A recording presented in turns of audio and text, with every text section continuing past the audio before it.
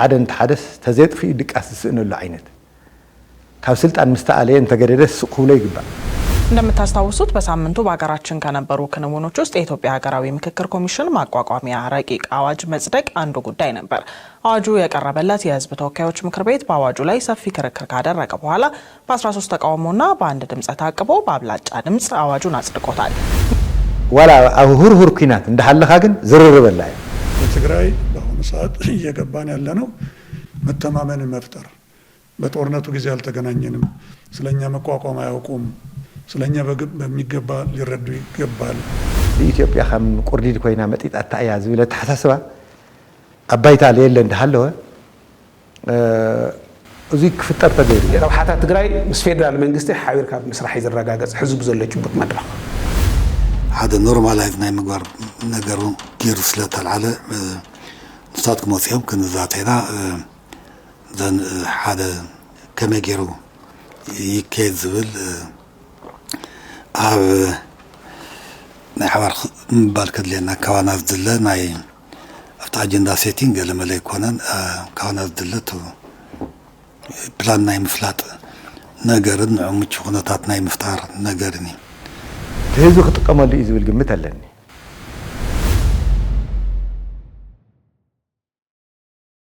ሁሉም ኢትዮጵያውያኖች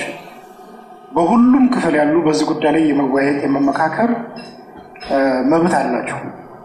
የማወያየት ግዴታም አለብን ይህን ውይይት ማድረግ የማይችሉ አካባቢዎችን ቀድመን ወደ ነበረበት ይዞታቸው እንዴት እንመልሳቸው በተለይ በጦርነት የወደሙ አካባቢዎችን ስነልቦናቸው የተጎዳ ማህበረሰቦችን ኢኮኖሚያቸው የደቀቀ አካባቢዎችን በዚህ አዋጅ የመጀመሪያው ምዕራፍ ወደ ነበሩበት ይዞታ መመለስ የሚል መካተት አለበት ሁሉም ሰው ስለዚህ አገር ያገባኛል የሚል እከሌ ሳይባል እንዲወያይ ስለሚፈል እኔ ይሄ ምክር ቤት የቀረበውን ከነማሻሻያው ወስዶ ቢያጸድቀው ለሀገራችን ያለው ፋይዳ በጣም ትልቅ ስለሆነ መቀበላችን ለልተኛ የሆኑ ኮሚሽነሮችን ማቋቋም ከተቻለ በአገሪቷ ውስጥ ያለውን ጫፍ ረገጥ የሆኑ አክራሪ የሆኑ ዋተቨር በጣም የተለያዩ ጽንፎችን የያዙ ዋልታረገጥ የሆኑ ጉዳዮችን ለመሰብሰብ የሚያስችል የሆነ ስርዓት እየዘረጋን እንዳለ ይሰማኛል እዚ ክትዕዚ ትግራይ ኣብ ደማዊ ኪናትን ከላ ትግራይ ብግንባርን ደጀንን ብማእኸልን ወሰንን ኣብ ድምፂ ጥይትን ባርዓውን እንተላ ኣብ ቤት ምኽሪ ተወከልቲ ህዝብታት ኢትዮጵያ ዝተኻየደ ክትዕምፅ ረቂቕ እዩ ኢትዮጵያ ትምከር ህዝብታታ ይምከሩ ፖለቲከኛታት ናብ ሓደ ሃገራዊ ዛዕባ ይምፅኡን ወዘተን ኣብ ዝበሉ መሰረታዊ መበገፅታት ተተኺሉ ንኣዕርዩ ዝተሓመሰ ፖለቲካ ዝዓዲ ካብ ምትልላቕ ክድሕንን ናብ ዘተ ምርዳእ ክመፅን ዝተገበረ ክትዕ ነይሩ እዚ ክትዕዚ ትግራይ ሰምዖቶን እዚ ክትዕዚ ትግራይ አይነበረቶን እንተኾነ ኩናት ትግራይ ዘጽነቶ አጽኒቱ ዘጥፎ አጥፊው በስምምዕ ፕሪቶሪያ ተዛዘመሞ ከም ሓደ ሃገራዊ ቅቡል ትካል ኣብ ትግራይውን ሃለዋት ክልዎ ነውሕ ተጓዘ አንድ ወገን ለማስተናገድ አይደለም የሀገራዊ ምክክር ኮሚሽን የተቋቋመው ሁላችንም በእኩልነት ለማስተናገድ ነው ሴቶች ወንዶች አካል ጉዳተኞች ተፈናቃዮች የተገፉ ማርጂናላይዝድ የሆኑ ማህበረሰብ ክፍሎች እንዲያያል ሁሉንም ለናሳተፍ ነው እዚህ ያለ ነው ሁሉም ሲሳተፉ ደግሞ እንደ በሚያውቁት መሰረት አጀንዳ አሰባስበው አጀንዳዎቻቸው ነጥረው ወጣውላቸው በዚያ ላይ ለመጀመሪያ ጊዜ ኢትዮጵያውያን ከታች ጀምሮ እስከ ላይ ድረስ ያሉት የሊቃን ንግግር የሊቃን ጨዋታ ሳይሆን የህዝቦቻችን ሁላችንም ህዝቦች በተወካዮቻችን መሰረት የሀገራችን ዕጣ ፈንታ በጋራ እንድንወስን የሚያስኬድ ሂደት ለማመቻቸት ነው የሀገራዊ ምክክር ኮሚሽን የተቋቋመው እዚ ምላሽ ነቲ ሓደ አካል ከገልግል ስልጣን ውልቀ ሰባት ከቅጽል ሕገ መንግስቲ ከንኩል ካሊ መልክዕ ፖለቲካ ከመዓበሊ ተጣይሹ ዝብል ሰፊሕ ተቃውሞ ከም ዝኸውን ወሲድካ ሕዙውን ኣብ ትግራይ ቀሊል ዘይባል ተጻውኦ ከም ዘለዎ ሒዝካ እዚ ሃገራዊ ናይ ዘተ መድረኽ ክካየድ ሰሓባይ ወይ ደፋኣይ ግደ ዝተጻወተ ባህሪ ፖለቲካ ሃገር ምርኣይ ኣገዳሲ ይኸውን ኣብ ከመይ ዝበለ ኩነታት ኣለና ሕዚ ሃገርና ኢትዮጵያን ክልልና ትግራይን ጽቡቕ ኩነታት ኣሎ ማለት ትካል ይሆነን ምክንያቱም በሃገር ደረጃ እንድሕር ዳርኢኻ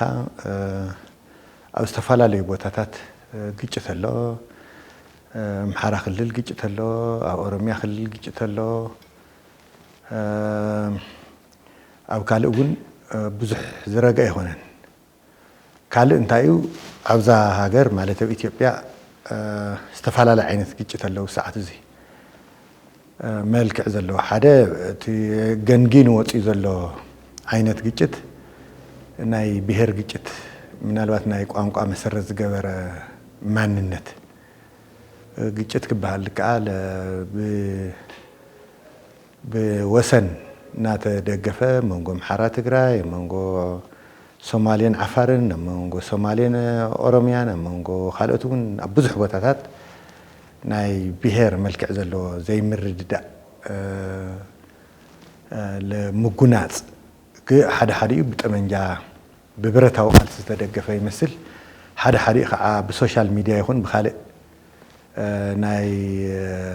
ረፅኒ ምህላው ወይ ከዓ ናይ ሰላም ዘይምህላው ምልክታት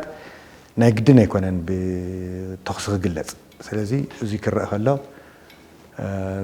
ጉንጽለለ ይመስል ካልእ ናይ ሃይማኖት ዝመስል ምልክታት እውን ኣሎ ዋላ ዓብሊለ ይውፃእ ከምቱ ናይ ብሄር ንብሎ ንሱ እውን ኣሎ ካልእ ናይ ማእኸልን ናይ ጫፍን ንብሎ ግጭታት ኣሎ ብፍላይ እቲ ኣብ ማእኸላይ መንግስቲ ፍቲ ማእኸል ናይ ማእኸልን ናይ ወሰን ግጭት ማለት እዩ ቱ ናይ መንግስቲ ማእኸል ኣብ ሰዓት እዚ ሸዋ ከባቢ ምስቶም ካልእ ክህልዎ ርክብ ማለት እዩ ኣብዚ እውን ዳርጋ ዋላ ላተንት ይኹን ሕብእ ዝበለ መልክዕ ይሓልዎ እምበይ ርሑቕ ስለ ዘለና የተጠመትና ኣይተረአናን ዝብል ዳርጋ ብኩሉ ኣንፈት ብጫፋት ኢትዮጵያ ብዘለዉ ትግራይ ሓዊስካ ዘይምርካዕ ኣሎ ስለዚ ኣብ መንጎ ማእኸላይ መንግስትን መንጎ ጫፋትን ዘሎ ናይ ክስታያት እውን ኣሎ ካልእ ኣብ መንጎ መንግስትን ኣብ መንጎ ህዝብን እውን ኣብ መንጎ መንግስትን ኣብ መንጎ ህዝብን ዋላ ህዝቢ ኢትዮጵያ ምስ ማእኸላይ መንግስቲ ዘለዎ ይኹን ዋላ ህዝቢ ትግራይ ምስ ዝመርሖ ዘሎ ኣካል ይኹን ለይምዕጋብን ናይ ምግጫውን ምልክታት ኣሎ ስለዚ ዕርዩ ኣብ ኢትዮጵያ ዘሎ ኩነታት ብዙሕ ደስ ዝብል ይኾነን ምናልባት ብወቅቱ እንተዘይተኣልዩ ብሰዓቱ እንተዘይተኣልዩ ላብ ካልእ ሓደጋ እውን ከምርሕ ዝኽእል ኮይኑ ዝረአኒ መሰረታዊ የሀገራችንን ችግር የገጠሙን ችግሮች በመወያየት ሰጥቶ መቀበልና በመከባበር በሀገራዊ ባለቤትነት እንድንወጣው የምናደርገው ጥረት ይሆናል። ኣብ ዝረአዩ ናይ ታሪክ ናይ ፖለቲካን ማሕበረሰብን ተቃርኖ ዝጸንሐትን ዘላን ሃገር በብዘመኑ ደም ኣብ ዘፈስስ ጸገምን ናይ ወለዶታት ምትህልላቕን ዝቐጸለትን እትቕጽል ዘላን ሃገር ቀንድን ቋምን ፍታሕ ክትረክብ እትኽእል ብዘተን ምርዳእን ምዃኑ እሙን እዩ። ከም ዓዲ ኣብ ጽቡቕ ዘይኮነ ኩነታት ኣሎ ማለት እውን ቅድም ኢሉ ምስ ትግራይ ዝነበረ ጦርነት ምልዓል ንኽእል ኢና ብጣዕሚ ብዙሕ ዋጋ ዝኸፈለት ከም ሃገርም ከም ዓዲ ከም ትግራይ እንደገና ሙሉእ ልሙሉእ ከም ዓዲ ክንጠፍእል ተገበረሉ ኩነታት ነይሩ ስለዚ ከም ዓዲ ጽቡቕ የለና ምባል ክእል እየ ሕዚ እውን ተኾነ ድሕሪ ናይ ጦርነት ትግራይ ግን ኣምሓራ ክልል ጦርነት ኣሎ ኦሮሚያ ክልል ጦርነት ኣሎ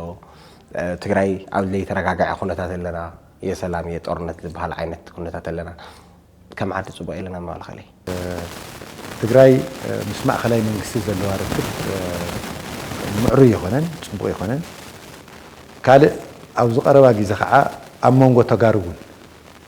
TDF TPF እናተባሃልካ ሕወሓት ኣብ 2-3 እናመቐልካ ካልእ ውድባት ዝመስል ዘይምርድዳእን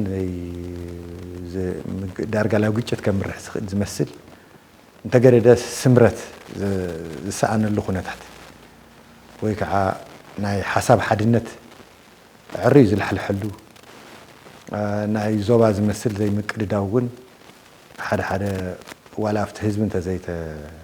ዝግለጥ ተዘይኮነ ግን ሓደ ሰባት ላብ ፖለቲካዊ ረብሓኦም ፈተነታት ከም ዘሎ ምልክት ኣሎ ኣብ ትግራይ ህዝቢ ዘሎ ጭቡጥ ኩነታት ስርዓት ፈሪሱ ፖለቲካዊ ቅቡልነቱን ተዳኺሙ ህዝቢ ኣብ መንጎ ጥሜትን ብረትን ተሓኒቑ ይርከብ ጥሜቱን እኒአ ብረቱን እኒአ ዝመሰለ ሓሳብ ከይድግፉን ተኸልክሊ በቲ ናይ ዕጥቂ ፖለቲካ ሽግራቱ ክፈትሐሉ እውን ኣይኽእልን በቲ ካሊእ ገጽ ድማ ጥሜቱን ኣሎ በዓል ስርዓት ዝፈጥሮ ማለት እዩ ሰብ ስራሕ ዝኾነ ጥሜት ማለት እዩ ህዝቢ ትግራይ ኣብ መንጎ ጥሜትን برتن تحانيقو يركب ازيد ما نتجار بهرا وخسارة ምእንተ ትግራይን ረብሓ ህዝባን ኢልካ ዝግበር ዘተ እዩ ካብ ዝብል መበገስ ተላዒልካ እቲ መድረኽ ዘተን ካብ ኣሉቱ ኣወንቱ ይዓቢ ምባል ይከኣል ይኸውን እንተኾነ ተቃርኖ ዝሃገር ካብ ገባታይ ፈጣጥሩ እዩ ዝብገስ ዝብል ቀሊል ዘይባል ተረኽ ተጋሩ ምሁራን ረጋጊጽካ ዝሕለፈ ይኮነን እዚ ከምዚ ኢሉ እንተሎ ግን ኢትዮጵያ ልምዳ ልምዲ ልዝብ ታሪኻ ሓድነት ነይሩ ዝብሉ ተጋሩውን ኣይተሰኣኑ እቲ ዝገርም ነገር ኢትዮጵያ ካብ ካልእ ኣፍሪካታት ዝሐሸ ሕዚ እንታይ ምናልባት بنصصر سلازين ريو يردأنا قلنا إثيوبيا حزبي نوح زمانات نوح حماية عامات ناي حساب حدنت نيرو إلى أنا زرداء زي بمنتهي جلس أنت رأيلك كم لخوينات عدوى زبالة ناي دق ورارخ مسخلات حزب تأكيو حد سوء المخنيات ناي حساب حدنت زيه له نيرو هم عينت هاجر حل اليوم أولا يمسنحنان من الوقت جن بفلا يوزو 7 عامات زي لتوسنا نايتي بفلا 5 عامات حكاوي أمونجو حزبتاتون ناي بفلا ناي قامكو أمان نتمسرز جبرة زي مرددا زعبل للو أمونجو اللي هيك أن أمونجو بوليتيكا اللي هيك أن جيت كل جزاز نورأي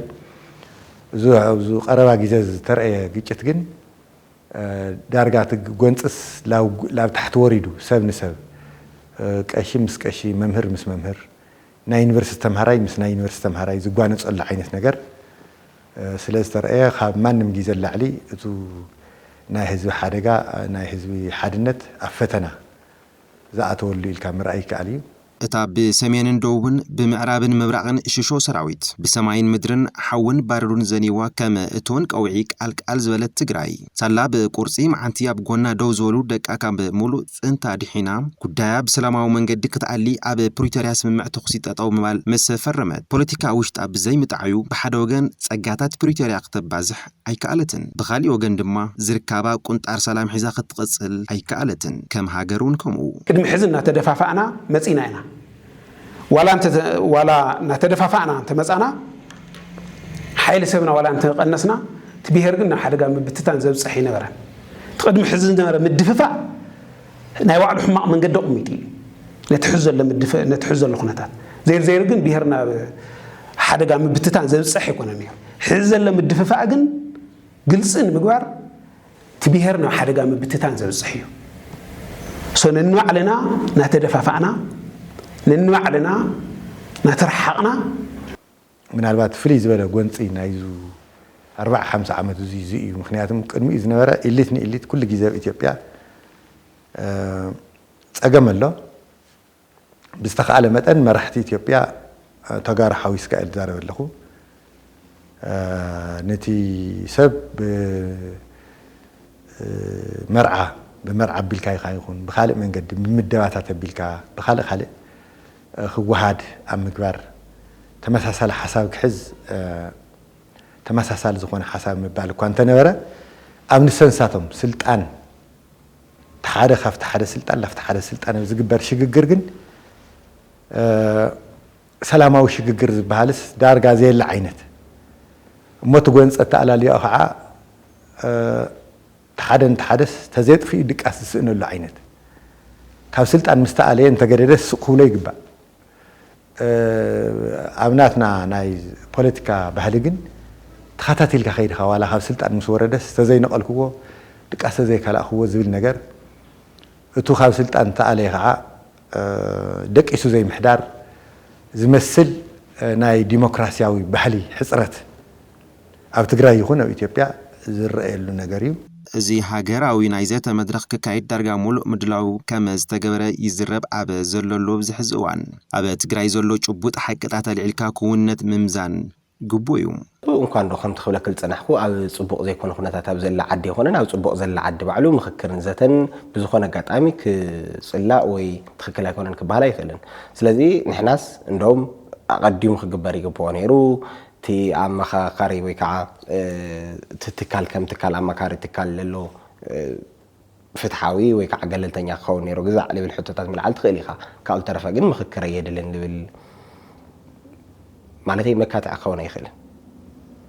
400 ወይ እውን ልዕሊኡ ምሕዳራዊ ወሰን ትግራይ ኣብ ኢድ ፕሪቶሪያ መሰረት ክወጽኡ ዝግብኦም ሓይልታት እንተሎም ልዕሊ 1 ሚልዮን ተመዛባላይ 50 ዓመቱ ኣብ ቴንዳ ድራር ዝብን ቀለብ ጥሜትን እንደኾነ እንተሎም እዚ ዝበሃል ናይ ዳግመ ሕውየት ስራሕቲ ብዘይ ምጅማሩ ዘዝተምሃረን ጸጋ ዘጥረየን ኩሉ ትግራዋይ ለቂቁ እንዳፈለሰ ኣብ ዓዱ ተስፋ ሰኣነ መንእሰይ ድማ ቀለብ ዓሳ ባሕርን ግዳይ ናይ በረኻ ሓርን እንደኾነ እንተሎ ዘተይልካ ዘረባስ መድረኽ ትግራይ ይጠልብ ዶ?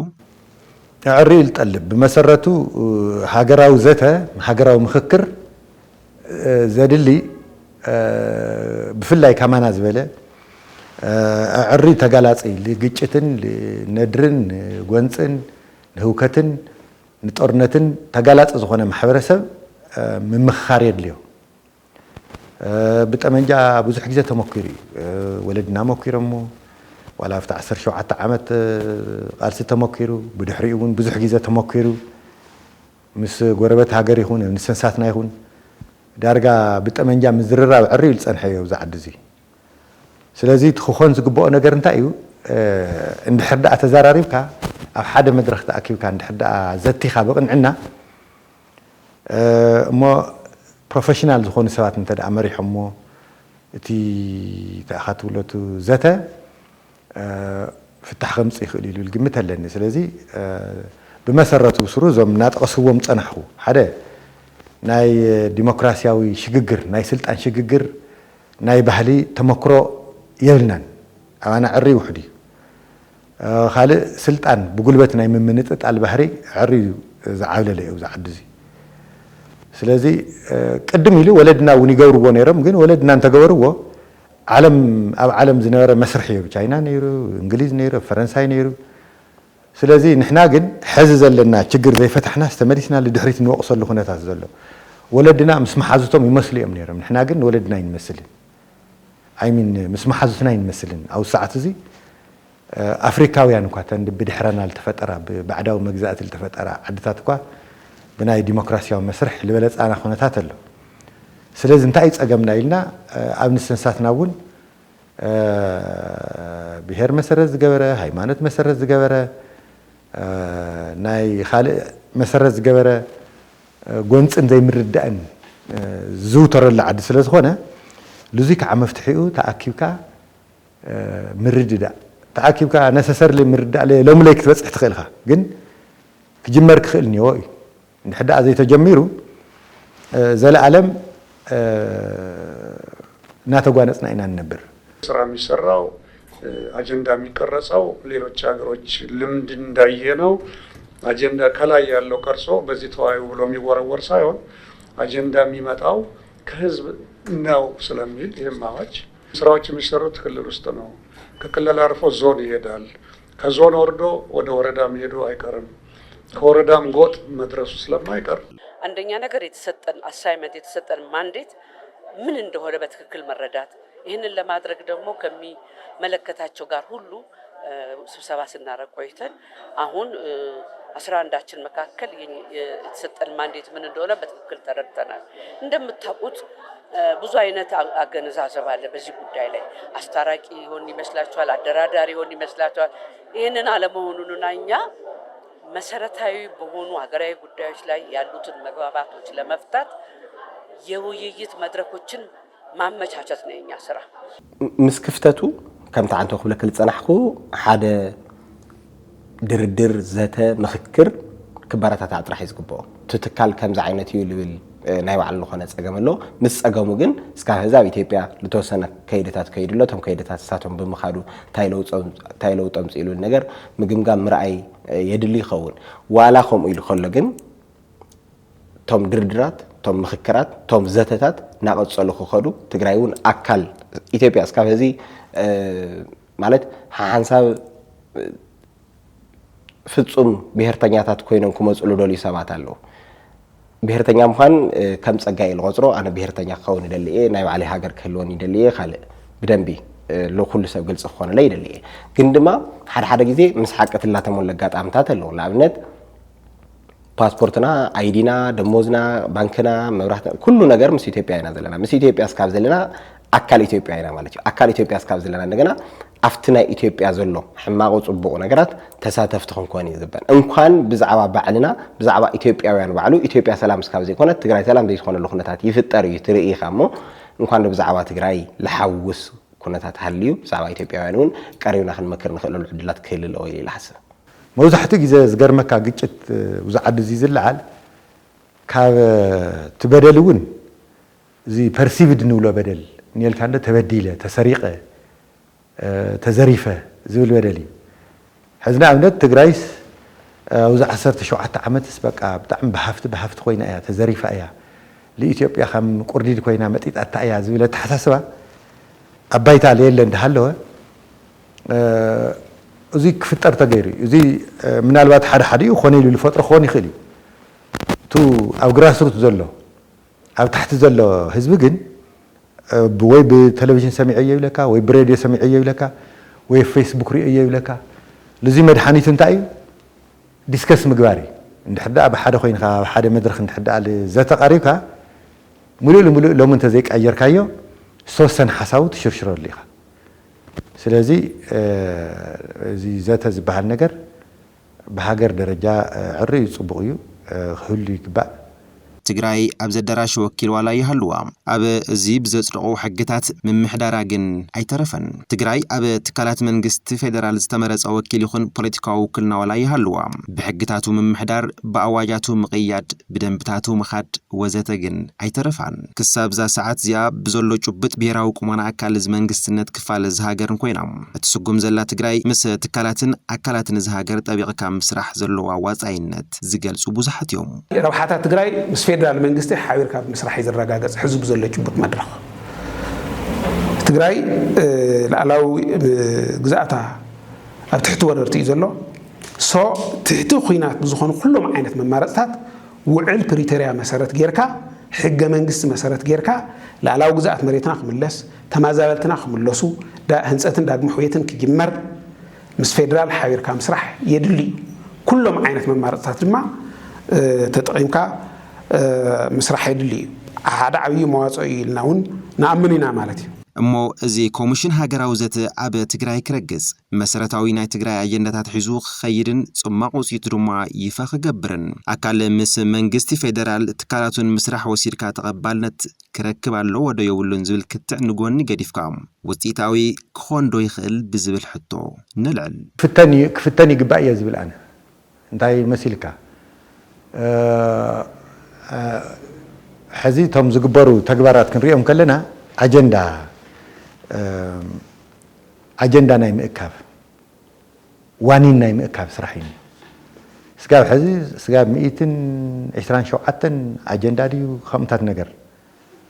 كابية بوتا بزيك هتجري درجة خو كله بوتاتات سبعة تأكيوم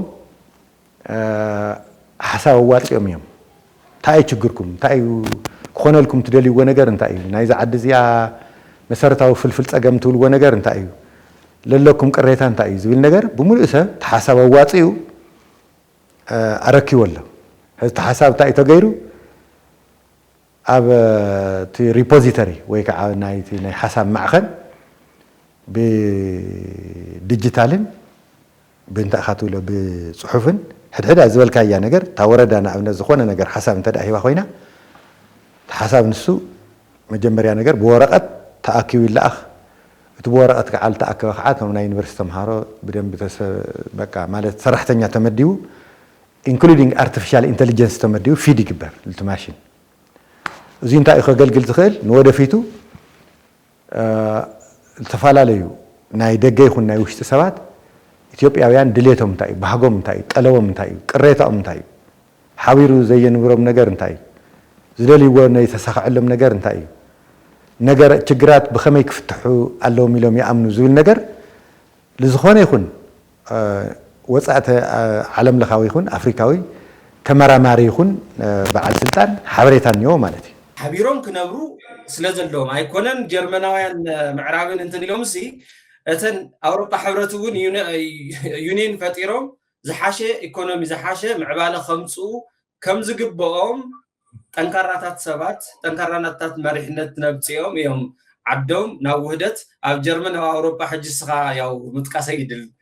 ፍሉጥ ሰርች ጌርና ነፈቶ ዝሓሸት ዓድያ ዝሓሸት ኢኮኖሚ ዘለዋ ካብተን ኣውሮፓ ዘለዋ ማለት እዩ ስለዚ ኣብዚ ግን ብኸመይ ይትግበር ንሕሪልካኒ ሕጂ እውን ደጊመ ከነግረካ ናይ ትግራይ ተወከልቲ ካብ ትግራይ ዝውከሉ ዓቕሚ ዘለዎ ሪሰርች ዝገብሩ ቦልድ ኮይኖም ምስ ኢትዮጵያውያን ክካትዑ ናትና ሪፕሬዘንቴሽን ከቐርቡ ዝኽእሉ ፖለቲካል ኮንሲፓረሲ ዘይኮነስ ኦፕን ዝኾነ ማይንድ ዘለዎም ሰባት ግን ትግራይ ክውክልዋ ይግባእ ስቑ ኢሎም ተለኣኽቲ እንድሕር ከይዶም ናብ ፌደራል መንግስቲ ዝሽጎጡ ተኮይኖም እውን እሱ እውን ንዓና ትኽክል ኣይመስልንን ኣየዋፀናን ስለዚ ሓደ ኢንክሉሲቭ ምዃኑ ከነረጋግፅ ኣለና ኢንክሉሲቭ ምዃኑ ካብ ትግራይ ሰባት ተወኪሎም ምኻድ ጥራሕ ኣይኮነን እቶም ሰባት መን እዮም እቶም ሰባት ዝሓሹ ድዮም ናይ ትግራዋይነት ስምዒት ናይ ኢትዮጵያ መሰረት ዝኾነት ትግራይ ስምዒት ናይ ኮር ስቴት መንፈስ ዌር ኮር ስቴት ናይ ኮር ስቴት መንፈስ ሪፕሬዘንቴሽን ኢትዮጵያውያን ኣቕሪቦም ምስኦም ክምግቱ ዝኽእሉ ሰባት ድዮም ኣይኮኑን ቸክ ግበር ኣለዎ ብኢትዮጵያ መንግስቲ ጥራሕ ኣይኮነን ቸክ ክግበር ዝግባእ እቶም ንሕና ንውክሎም እውን ናትና ናይ ተጋሩ ናይ መብዝሓ ናይ ተጋሩ ኢንተረስት ከኽብር ዝኽእል ከረጋግፅ ዝኽእል ክማጎት ዓቕሚ ዘለዎ ሰብ ይሄ የሀገራዊ ምክክር ኮሚሽን ተቋቋመ አዎ በጊዜው ትግራይ እዛ ውስጥ አልገባበትም ምክንያቱም የትግራይ መንግስት ውክልና እዚህ ውስጥ አልነበረውም አዎ በዛን ጊዜ በዛ ጦርነቱ 2 ዓመት ወይም ከዛ ትንሽ በዘለለ ጊዜ ውስጥ የፌደራል መንግስቱ ብዙ አዋጆች ያወጥቷል ብዙ ህጎች ወጥተዋል ልክ ነው ነገር ግን ከፕሪቶሪያ አግሪመንት በኋላ ግን እኛ በነበርንበት ጊዜ የወጡ አዋጆች የወጡ መመሪያዎች አይረቡንም ብሎ የትግራይ መንግስት አልተቀበላቸውም ብዬ መናገር አልችልም ምክንያቱም በእነኛ ህጎች ይተዳደራል አልነበርንም በወቅቱ ግን ነገ ጠዋት ደግሞ ወደ መንግስት እንመለስ ነገ ጠዋት ማጆሪቲ ስንሆን አሜንድ እናረጋቸዋለን እናስተካክላቸዋለን ይሄ ነው እንግዲህ ዲሞክራሲ ማለት ስለዚህ በዚያው መሰረት ሌሎቹ ጓደኞቻችን ወይም ሌሎቹ 11 ክልሎች በራሳቸው ባቋቋማቸው እና በሰሯቸውን አዋጆች በሙሉ እንቀበላለን በሚል እየተዳደረባቸው ነው ያለው ለምን እርግጠኛ ነኝ ሀገር ሰላም ከሆነ በምርጫ ቦርድ ህጎችና ደንቦች ይተዳደራል ሌሎችም የፌደራል ህጎችን ከክልሎች ህጎችና ህገ መንግስታት ጋር አዋህዶ የትግራይ ክልልም እየሰራባቸው ነው ያለው አሁንም እየሰራባቸው ነው እየተዳደረባቸው ነው ይህንን እነሱ እንዳሉ ሆኖ ይህንን ግን ወደ ቀጥታ ወደ እኔ ብትመነዝረው የኛ ስራ ህዝቦችን የትግራይ ህዝቦችን የአማራ የኦሮሞ የወላይታ የከምባታ ሁሉንም ህዝቦቻችንን በጋራ እንዲመጡ አድርገው አጀንዳዎቻቸውን እንዲያመጡ አድርገን በራሳቸው በትክክል እንዲነጋገሩና እንዲደማመጡ ማስቻል ነው እዚ ኮሚሽን ትግራይ ዘይተሳተፈትሉ ሃገራዊ መድረኽ ዘተ ኣየካይድን ክብል ተሰምዐ ንፕሬዚደንት እዚ ክልልን ካቢኑን ንውድብ ሕወሓትን ካልኦት ፖለቲካውን ዘይፖለቲካውን ትካላት ረኸበ ናብ ኣዲስ ኣበባ ፀውዒው ምስ ብዙሓት ትካላትን ጸለውቲ ውልቀ ሰባትን ትግራይ ተዛተየ ኣብ መወዳእታ ተኻሊ ርክብ ምስ ምክክር ኮሚሽን ዝበሃል ንሶም ቅድሚኡን ተወሰነ ጊዜ ኢንጌጅ ጌርና ነርና ተራኺብና ነርና ናብዚ መፅኦም እውን ኣዲስ ኣበባ ኮይኖም እውን ተራኺብና ነርና ኢና ሕዚ ትግራይ ከይትመፁ ዝበሃል ነገር ኣይኮነን ዘለና ግን ኮንሰርን ሰልዒልና ኣሎ ተራኺብና ሓደ